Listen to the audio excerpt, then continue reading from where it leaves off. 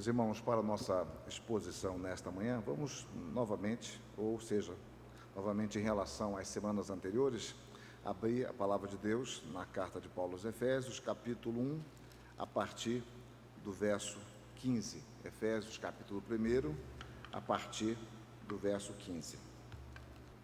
Diz assim a palavra de Deus: Por isso também eu, tendo ouvido a fé que há entre vós no Senhor Jesus e o amor para com todos os santos, não cesso de dar graças por vós, fazendo menção de vós nas minhas orações, para que o Deus de nosso Senhor Jesus Cristo, o Pai da glória, vos conceda espírito de sabedoria e de revelação no pleno conhecimento dele.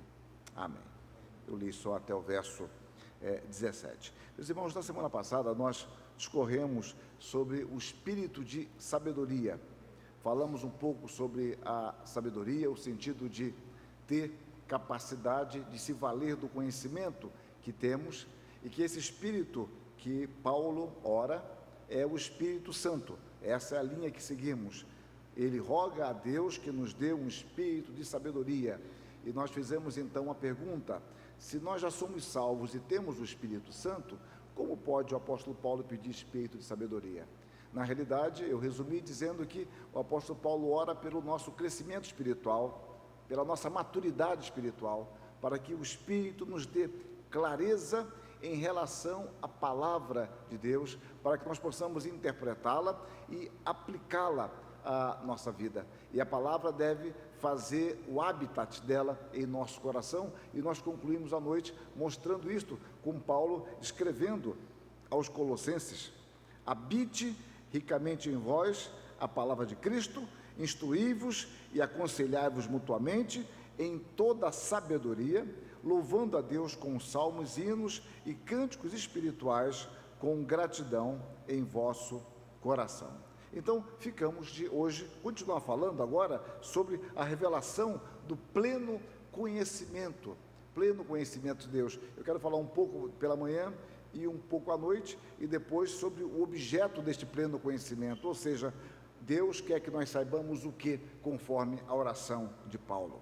O fato, meus irmãos, é que, a despeito de nossas limitações, da loucura por vezes de nossa tentativa de pensar solitariamente ou autonomamente, como se não dependêssemos de Deus ou do Espírito Santo, Deus, o Senhor majestoso, glorioso, gracioso, Ele torna-se acessível a nós. Deus se comunica conosco, Deus nos fala de forma que nós possamos entendê-lo. Ele vem ao nosso encontro de uma maneira acessível à nossa capacidade. Por isso que conhecer a Deus pela fé é se relacionar com Ele.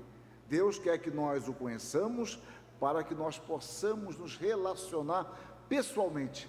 Deus é um ser pessoal, Ele não é uma força estranha, Ele não é uma energia. Deus é um Deus pessoal, nós já mostramos sobre isso, o Deus que se fez carne, que habitou entre nós. Jesus Cristo é a manifestação plena, mais completa de Deus que temos, o Deus que se fez carne e habitou entre nós, morreu para nos salvar e nos ressuscitou para nos conduzir de volta a Ele mesmo. Então, esse Deus se relaciona conosco. Por isso que o nosso conhecimento, ele não é simplesmente um conhecimento a respeito de Deus, de ter ouvido falar, algo que é estranho a mim, eu tenho apenas uma noção. Quando alguém me pergunta de um nome, eu digo: eu já ouvi este nome. Às vezes na estrada eu passo e vejo algumas placas de cidade, me dá vontade de conhecer, mas não dá para conhecer, mas eu passo, olha, eu imagino pela entrada dessa cidade que ela deve ser muito bem cuidada. Tem uma cidade já aqui no Paraná, 1º de Maio, que a entrada dela é muito bonita. Eu acho que é só a entrada, mas de qualquer forma eu passo por ali e falo: olha, essa cidade deve ser muito bonita. Então, se alguém me perguntar: sim, eu conheço, tem um jardim bonito, eu sei o trevo, perto do posto policial e assim por diante, mas eu me limito a isso, eu não sei nada daquilo. E mesmo que eu fosse lá uma vez, 2 vezes, 3 vezes, eu não teria o conhecimento suficiente.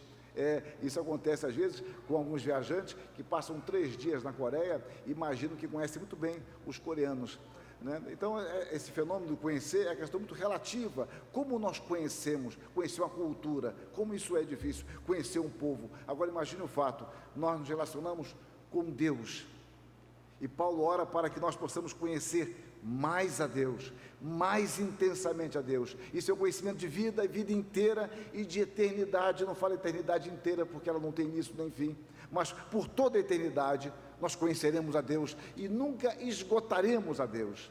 Mas voltemos ao tempo. Paulo ora para que nós tenhamos o pleno conhecimento de Deus.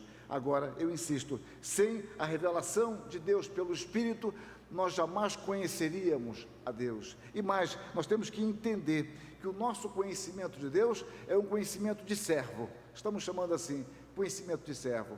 É um conhecimento delimitado pela revelação de Deus. Deus é quem delimita, eu não tenho como ultrapassar este conhecimento. A nossa tradução fala pleno conhecimento, é uma tradução talvez um pouco forte demais para o texto. O texto quer dizer que Paulo ora para que nós tenhamos um conhecimento intensivo, experimental, vivencial. Pleno é impossível. Nós não somos deuses, nós somos finitos, mas nós podemos conhecer a Deus intensamente. Nós conhecemos a Deus como um Senhor que se revela. O nosso conhecimento, ele não tem validade por si própria. É Deus quem se dá a conhecer. E é algo maravilhoso, meus irmãos, que os reformadores trataram de um modo especial, mais acentuadamente Calvino tratou sobre isso, é como é que Deus se acomoda à nossa capacidade.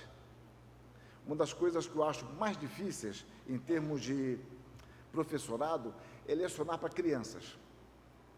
Lecionar para criança eu acho extremamente difícil. Olha que eu leciono para jovens já há quase 40 anos, desde 75. Aliás, 40 anos, estou completando, não sabia. 45 que eu leciono para jovens e adolescentes. Eu também não passava um pouco disso, é verdade, na época. Mas falar para criança é extremamente difícil. Adequação da linguagem. Outro dia eu conversava com aquele menino que gosta de pastor. Thomas, só tem um que gosta, é o Thomas. Então, eu conversava com o Thomas no meu gabinete e minha esposa chegou e eu perguntava para ele, você está na escola?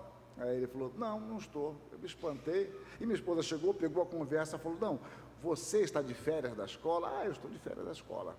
Então, quando eu falei, você está na escola, era uma pergunta muito literal, quer dizer, ele não está, ele está aqui, não está na escola.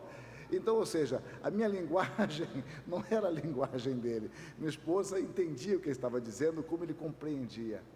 Falar com criança, para alguns, é extremamente difícil. Deus, o Senhor, se acomoda à nossa linguagem. O infinito invade o finito que lhe pertence e fala de tal forma que nós possamos conhecer. E Deus, ele nos dá o seu Espírito Santo para que nós possamos interpretar essa palavra. O hino que cantamos há pouco nos fala sobre isso. Ciência na palavra do Senhor. Nós queremos conhecer e somente Deus pode nos dar esse conhecimento. Deus adapta-se à nossa linguagem. Daí a oração de Paulo. Vos concedo espírito de sabedoria e de revelação no pleno ou no intenso conhecimento intenso, correto dele. E aqui nós temos um ponto importante. Algo importante de nossa santificação é a ignorância, é a consciência de nossa ignorância. Quando nós achamos que sabemos, nós estamos completos e de nada precisamos. Nesses anos de seminário, o que eu observo, que um dos primeiros obstáculos que a gente enfrenta com os alunos no primeiro ano, é mostrar que eles não sabem tudo. Isso é complicadíssimo, porque é tanto saber que a gente tem dificuldade de penetrar uma ignorância tão crassa, porque há a sensação de que eu domino, e se eu domino, não tenho que aprender. Isso acontece até no cotidiano. A senhora pode querer explicar para a sua sogra, a sua cunhada, a sua nora, como é que se faz um bolo, e se ela acha que sabe, eu já sei, fulana, não, mas tem um detalhe, não, eu já sei, eu já faço isso antes de você. Quando eu sei, eu me fecho, eu completo, eu domino esse assunto. Ensinar a quem acha que sabe é praticamente impossível. Então, o senso de ignorância a respeito de Deus pode ser algo muito importante para nós, se este senso nos levar ao crescimento. A ideia é de que eu sei o suficiente sobre Deus para saber que eu sei muito pouco sobre Deus. Eu sei o suficiente para saber que sei pouco. E esta ignorância, ela é magnífica. Eu não sei e eu posso aprender. Daí a oração de Paulo, daí deve ser a nossa oração também, de pedir a Deus que nos dê um espírito de sabedoria, para que nós tenhamos um conhecimento mais intenso dele. Então, este raciocínio é algo que pode ser muito motivador, estimulante para o nosso crescimento espiritual. Por outro lado, a ignorância, quando ela é cultivada e justificada, ela nos leva a uma acomodação espiritual. Quando as pessoas falam, eu não sei, não quero saber, tem raiva de quem sabe, ou falando de uma forma mais filosófica, Deus não pode ser conhecido, eu me acomodo com isso mesmo. Então, é o perigo de nós nos acomodarmos em nossa ignorância, e nós cristãos não estamos livres disso. Quando nós não queremos vir à igreja, inclusive, para pensar, para pedir a Deus discernimento, para que nos leve a uma compreensão mais abrangente, mais profunda da palavra, nós simplesmente nos acomodamos como, entre aspas, novos na fé, pessoas simples. Todavia, esta condição de neófito e de humildade não nos leva ao crescimento, nem a poupar aqueles que querem nos ensinar naqueles círculos familiares. Isso é algo extremamente perigoso. A ignorância pode ser, muitas vezes, algo extremamente arrogante. Há pessoas que se orgulham de nada saber. É algo curioso.